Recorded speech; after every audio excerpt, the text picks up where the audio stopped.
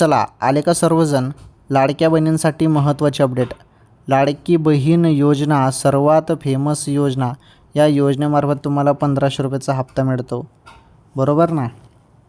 आता ज्या बहिणी आतुरतेने वाट बघत होत्या हप्त्याची, तर त्याबद्दल महत्त्वाचं अपडेट समोर आलं आहे.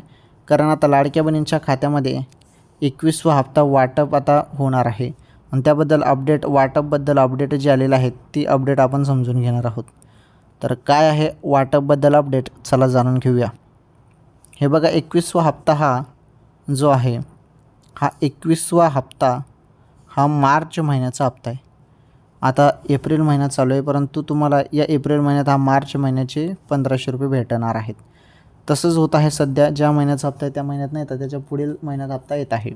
त्यामुळे हप्ता आता तुम्हाला एक माहिती सध्या चर्चेला चालू आहे की 20 एप्रिलपर्यंत हप्ता येऊ शकतो.